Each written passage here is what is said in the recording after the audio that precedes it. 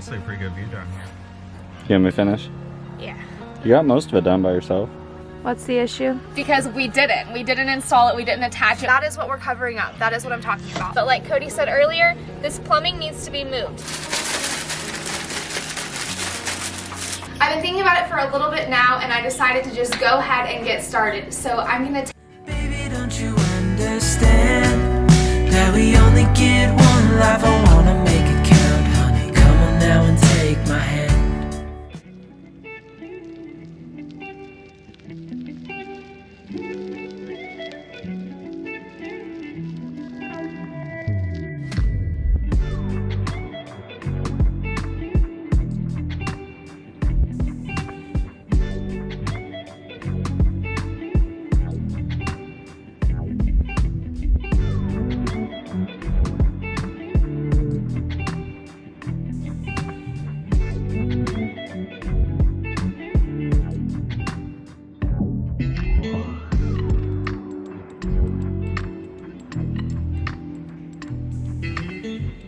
We are so close to having this crawl space, room, whatever you want to call it, underneath our container house, completely insulated and enclosed. We still have to mill our siding and get that installed, so we're going to be working on that over the next couple days.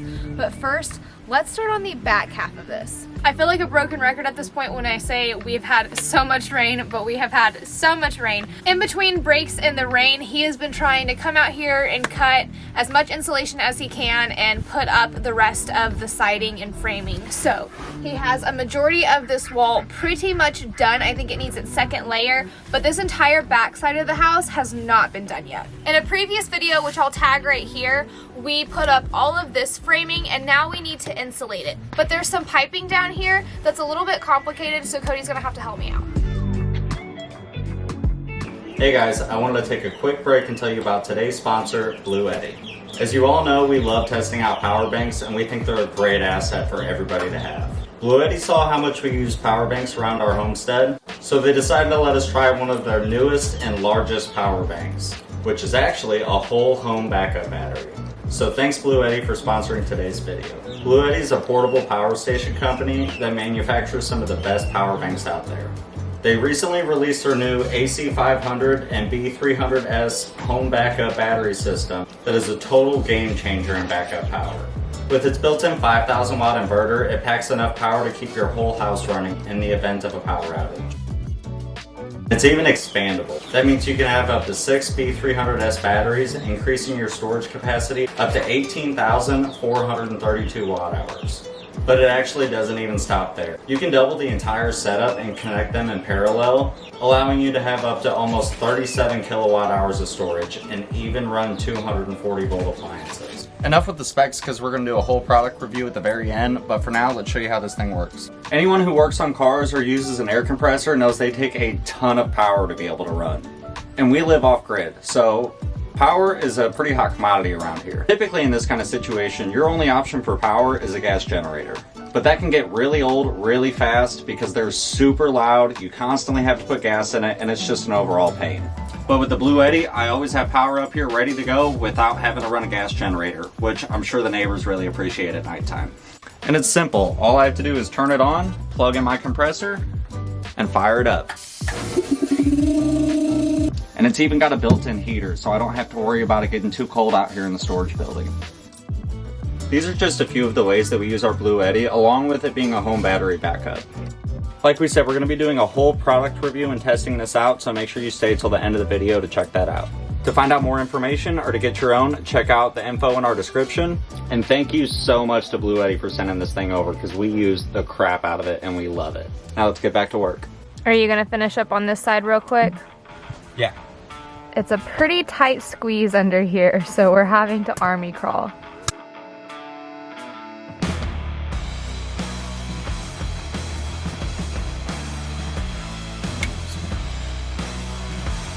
I think it's time I need a battery powered caulk gun. Yeah, that thing is a pain in the butt.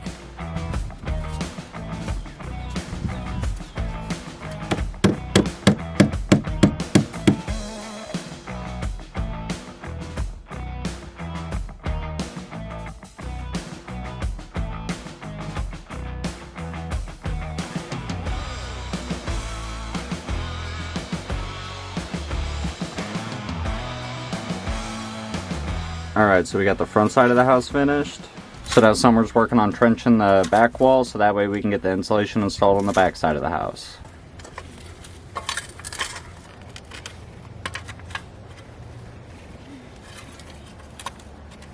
You want me to finish? Yeah. You got most of it done by yourself. So the first thing we're going to do is burn it, and we're doing that to deter bugs and other things like that from wanting to eat the wood.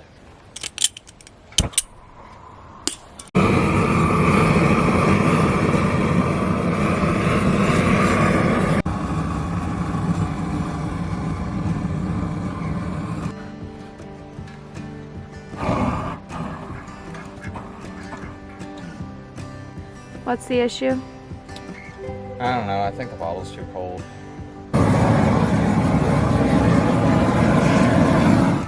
There you go. A little better.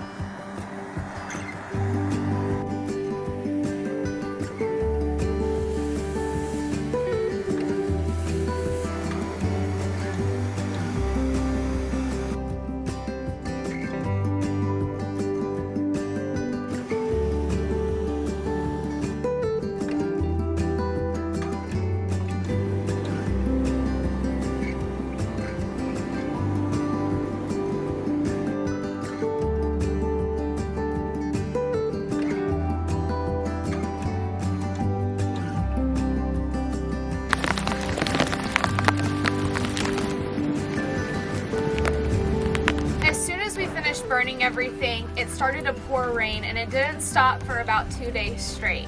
The sun is finally shining. I don't think we have any rain in the forecast for the rest of the week, and I'm ready to get the rest of this insulation on so we can be done with this project.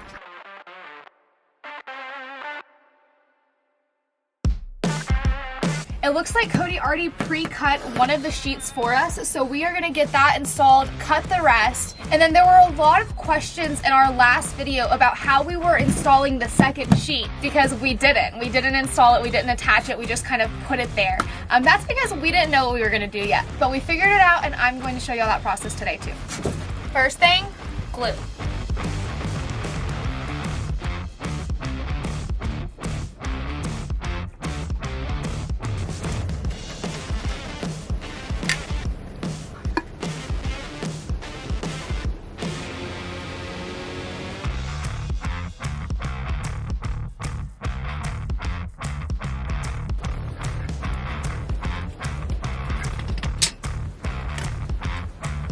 Okay, I'm gonna explain my process really quickly and then we are gonna get to work and I'll kind of show you what I'm doing in between. We're gonna be staggering the panels. So we're gonna use these 1.5 inch plastic cap nails, the orange, you'll see these ones are orange, to get this first layer in. And then when we install our second layer, it's gonna be a different size, a different measurement because we're staggering it. And so we're gonna be using the 2.5 inch nails to get that second layer, our full 2 inches into the wood. And the reason that we're doing this is because by staggering it, we're gonna be covering all of those gaps and it's gonna be sealed a lot better, not allowing for airflow to come in and things like that. But I'll show you exactly what I mean when we're installing it because that may be just a tiny little bit confusing.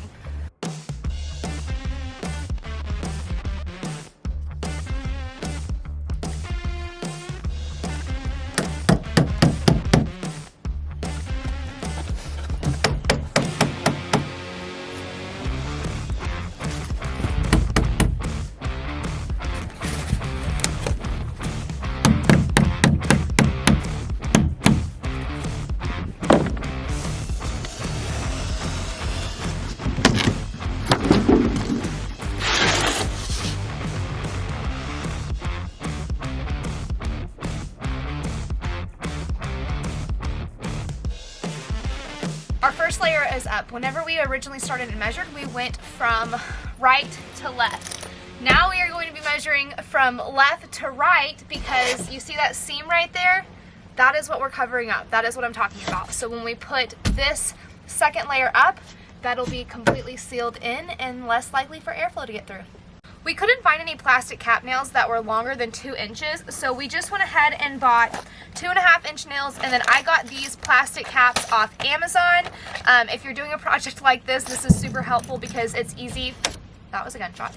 It's easy to sink in through foam and stuff like that, so I'll link them below if I remember. Summer, remember, link them below. I pushed my nail through both foam boards to make sure that I'm hitting a 2x4, and now that I know that it's hitting that 2x4, I can go ahead and hammer it in.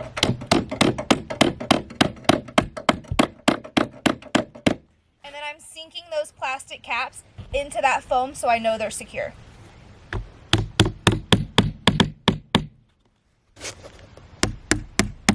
Could have got my other 2 pieces cut, so let's put them in place and then I will nail them all in at once.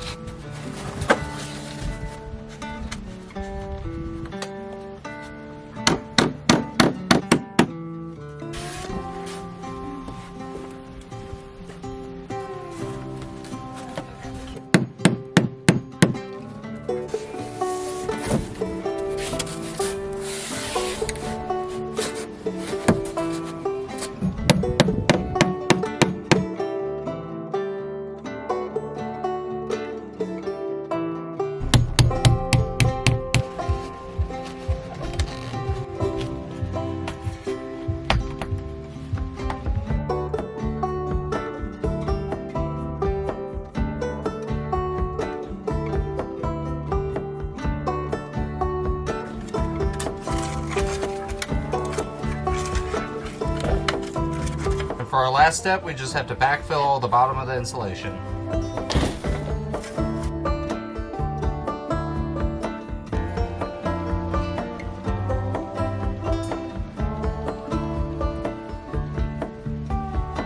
Basically, the entirety of the room under the house is completely insulated and closed in, minus this one little section. But like Cody said earlier, this plumbing needs to be moved, so I guess we should probably do that real quick. If you remember in the video where we installed all of this framing, we turned these 2x4s a different direction than the rest of the house to account for all of this plumbing.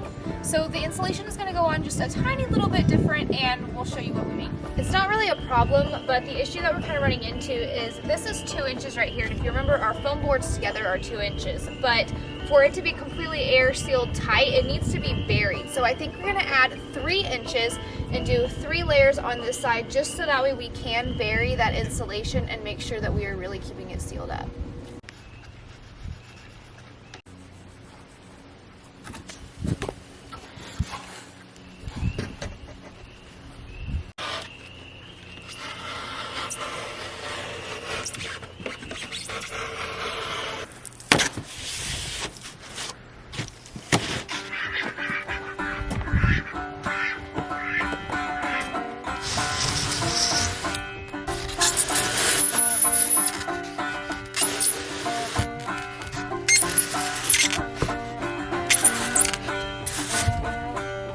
We have the foam pressed up against the 2x4s.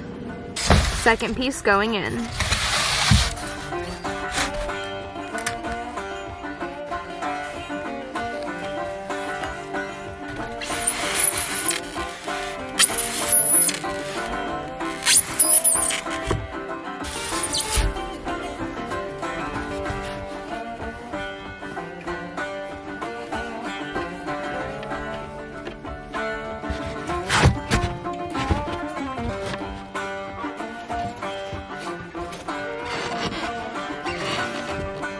Definitely have some cleaning up to do, but she's looking good.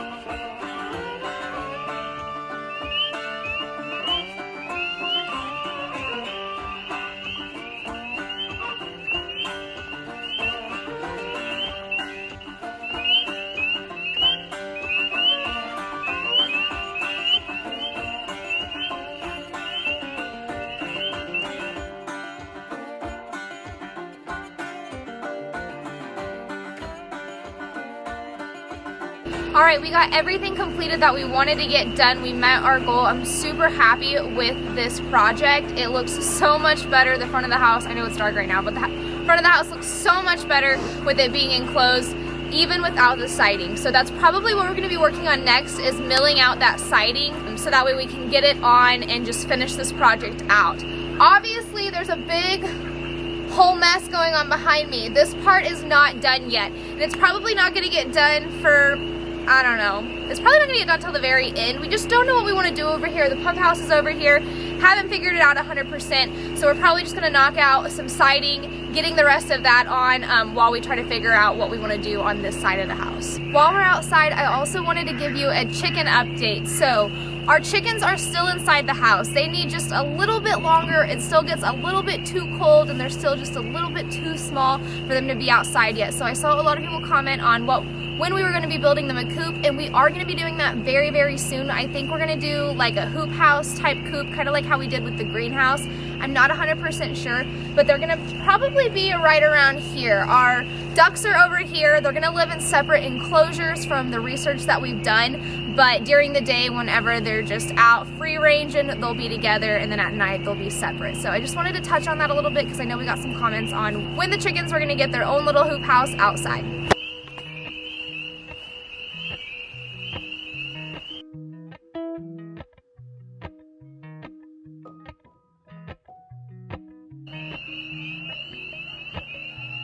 Appalachian sunrise meets my skin. Here with my eyes still closed, golden, outcome, golden. The girls have been going strong a few days without a light. They don't really seem to be bothered too much. But I'm extremely happy about it because that saves us about 4 kilowatt hours of electricity a day. When do you think? This week, next week, what week? Well, I'm gonna say let's go ahead and start building their house next week, and we can start letting them go outside. But we should probably be prepared for them to maybe be in here until like mid-April, because as you know, we typically get snow in the middle of April. Yeah, we did last year. Actually, we did the past 2 years. And from what we've read, they should be fine to go outside, and they're good to about 50 degrees. But that's kind of the issue, is we're still getting down to about 30 degrees at nighttime. So we just need the nighttime temperatures to be a little bit better, and we need to get their house built. Also, ignore the projector screen. We've been having movie night inside recently. Cody's also been starting seedlings. And then do you want to show them the big eyesore that's been in the middle of my living room for Sure. like ever? Ta-da! It's all my babies. I know last year we really slacked on the greenhouse, and I'm not gonna let that happen this year. So I started things way too early this year. So let me show you what we got. So we just picked this one up the other day, so that's why it's so small so far. But this one is a strawberry plant. And then we have our blueberry plant right there that just started growing leaves probably 2 days ago. We have some Rutgers tomatoes here and there. And then these are cherry tomatoes. I think we may have messed up whenever we planted these, because Summer said, hey, put 3 seeds in there instead of 1 seed, and then all of them sprouted. So now we have 3 plants in each pot, but that's okay. And then right here we have our grape plant. I don't remember what kind of grapes, but I think they were green. And then we have our raspberry bush, I guess. She's it's a growing. bush, right? Yeah, she's growing. Yeah, right here. And yeah, this one's growing like a weed for sure. The first day we put it in here, it immediately started growing. I was definitely shocked. Gotten real big real quick. Thing is huge, and it's just been sitting in my living room. Spring has definitely been coming in quick. We noticed everything outside is finally starting to get green again. All the grass has started to grow again. So we'll most likely start seedlings here in the next couple weeks. And then I also got these asparagus, purple passion, Mary Washington, and then Yukon Gold seeded potatoes. So I'm probably going to be planting these. We got them at the Roll King. I've never done anything like this, so I'm excited to try these out. Hold on. Grab those bags and shake them like you were again so everybody can see what was happening the whole time that you were doing that. can't eat it. It is not a snack. Sorry about you. But what I can get you are these Moo Munchies. So Grub Tara reached out and wanted to send our dogs some treats. So let's give them a try. A little taste test, shall we? Oh, these are freaking huge. I'll leave Grub Tara's website information and all of that good stuff in the description. This isn't sponsored. They just wanted to send them over to see how the dogs like them.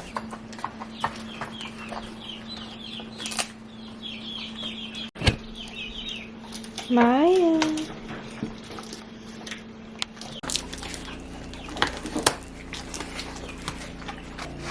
And Anya's is already gone. I'd say the dogs 10 out of 10 do approve.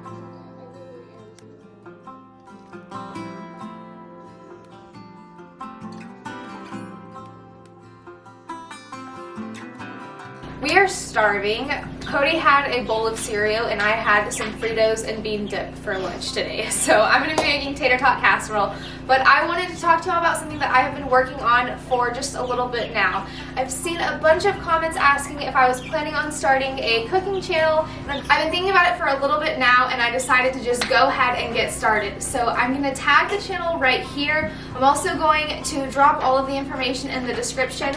My goal is to not take cooking out of Can't Contain Us. It's just to dedicate more detailed time to cooking. So I love clean cooking, sourdough starters, cooking from scratch. It's just a newfound passion of mine, and so I want to do more of that. So if you are interested in any of that, sourdough starters, stuff like that, head on over to Simmering with Summer. Cody came up with the name, and check that out. I haven't posted a video yet. I'm hoping to post one this week. It's been really chaotic, but subscribe, turn the notification bell on so you'll know when I do. But we're making tater tot casserole. Let's get started.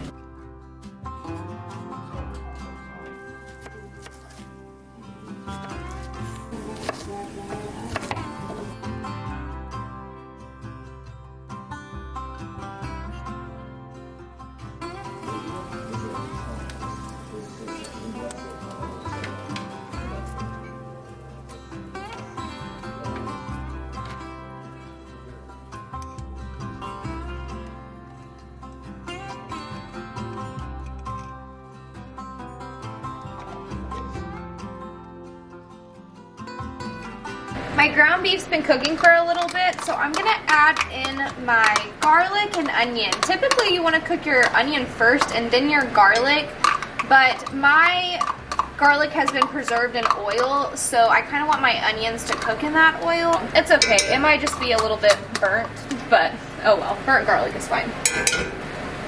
Add in my onion and give it a good mix around. Since the majority of my beef is cooked down, I'm gonna go ahead and give it some spices and a little bit of Worcestershire.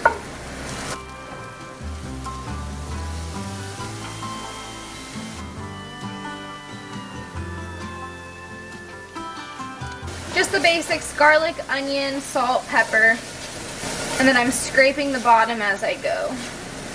We're gonna do a little bit of Slap Your Mama as well. And a tiny bit of cayenne, just because we like a majority of our food on the spicier side. My oven runs a little hot, so I'm gonna add a little bit of olive oil just to kind of help everything mix together. To this mixture, we're going to add a can of cream of mushroom, tiny bit of heavy whipping cream, and a tiny bit of chicken broth. And mix it all up. We should be looking kind of like this. You can use a can that I have frozen. We're gonna do corn and then about a can of green beans and mix it all in. It looks like pig slop, but I promise it will be good.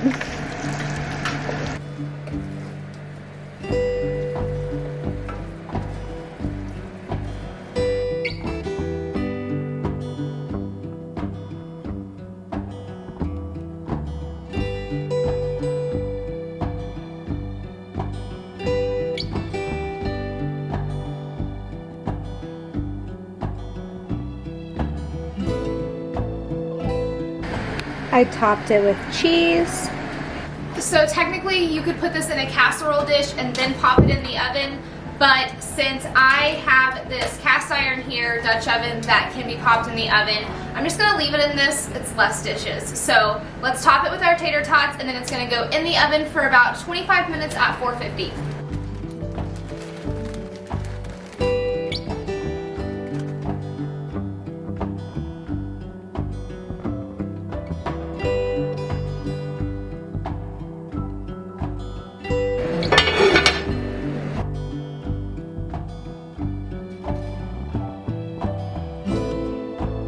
I love doing oven dinners because then it gives me time to clean up this kitchen so that way we can just relax after we eat and not have to worry about a big old mess.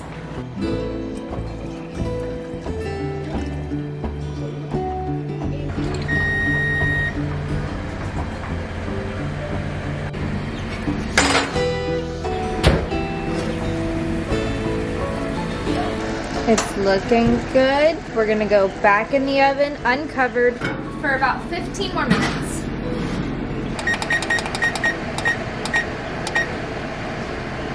I just have some broccoli going as a side. This looks so good.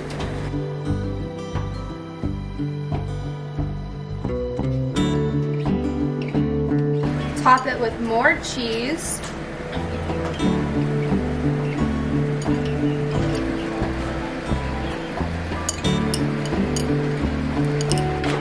Back in the oven, except we're gonna broil this time for about, I don't know, 5 minutes or so.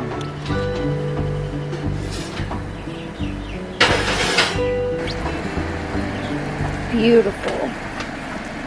She may not be the healthiest, but she is for sure a comfort food.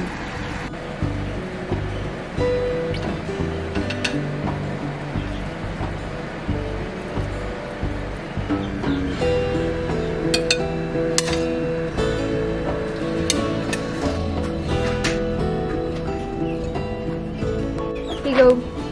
Ooh, thank you. That looks delicious.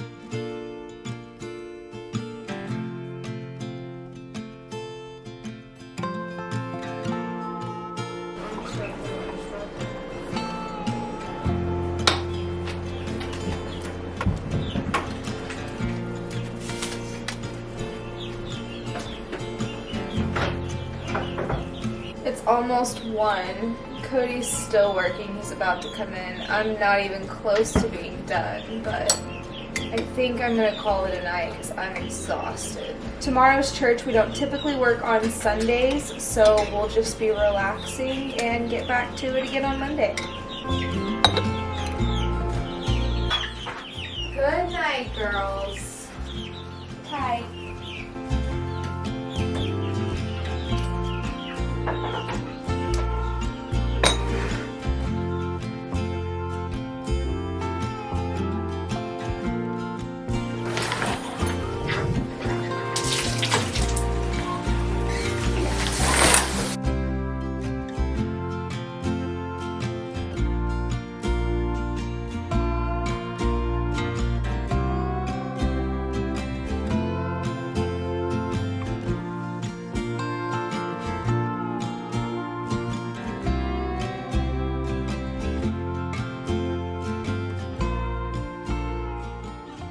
So earlier we said this video was sponsored by Bluetti, and they were kind enough to let us try out their new AC 500 inverter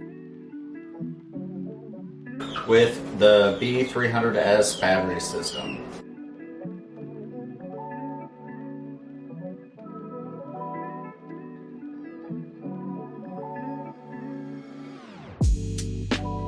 This thing has so many features, it's crazy.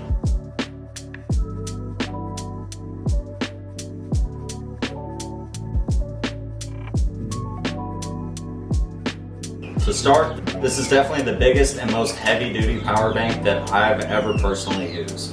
And it's actually kind of a modular system, so you can completely customize your setup to fit your needs the best. It supports up to 5,000 watts of continuous use, has a 10,000 watt surge rating, and each B300S battery has a 3,072 watt hour capacity. But with it being modular, you can expand that up to 18,432 watt hours. And if you really need some big power, you can even add another AC 500 in parallel and run 240 volt appliances. We've said it before and we'll say it again. Power banks are a great necessity whenever you're starting a homestead. So let's head up to the shop and I'll show you another great way that I've been using it. So I said shop, but we actually haven't built a shop yet. This is more of our storage building that I'm using as a shop at the time and still working out of because there's still stuff that has to get done. So excuse the mess. Because we live off grid, it's really hard to get power up here without spending a ton of money to do it or having to run a gas generator the whole time. And that can get really old because it's super loud. You constantly have to put gas in it, constantly have to keep up with the oil changes and things like that. And it annoys everybody because who wants to listen to a loud generator all day, especially when you're running big appliances like an air compressor. Anyone who uses air compressors when they're working knows that they pull a ton of power and have a really high starting draw, so the Bluetti's been perfect for it because it has a 10,000 watt surge rating, so it has no issue starting the air compressor. Which is pretty significant because my 4,000 watt generator won't even run my air compressor. But my favorite part is I don't have to lug my air compressor all the way outside to use it anymore. I can leave it right here and not have to worry about fumes from the generator getting inside the building and getting sick. And I almost forgot, this can even take up to 3,000 watts of solar input. That means with our solar panels on the roof, most of the time the Bluetti batteries aren't even doing anything.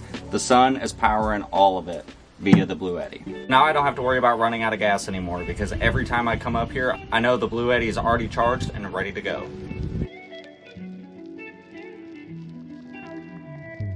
It comes standard with two 12 volt and one 24 volt DC outputs.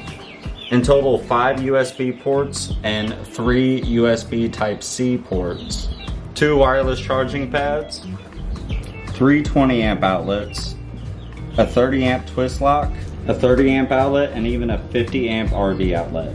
I feel like that's gonna make this a total game changer for the camping world because it makes it the easiest possible way that you can add solar or batteries to your RV or camper. That means you can use all of your 120 volt appliances and outlets without needing a gas generator or having to install an additional inverter or batteries into your RV or camper.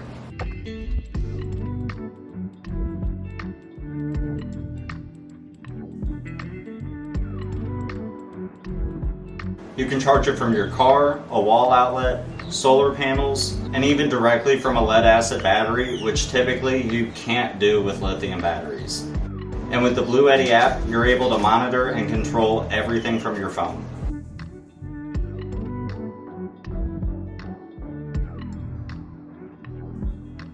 You're able to see your battery percentage, solar input, grid input, and then how much power you're using on both your DC and AC circuits.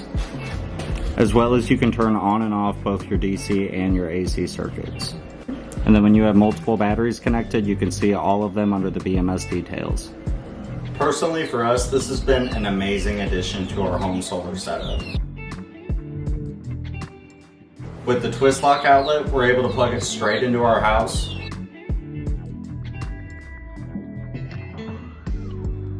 Just like our backup generator. Our inverter doesn't know the difference, it just sees incoming power.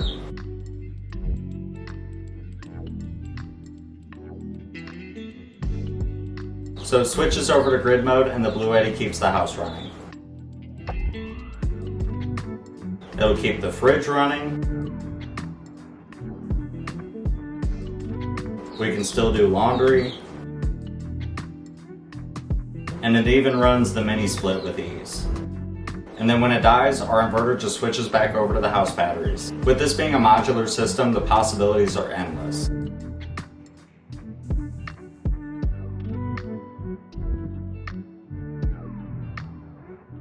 To find out more or get your own, check out the link in the description of the video. Thanks again to Bluetti for sponsoring today's video, and thanks to all of y'all for sticking around to the end of the video.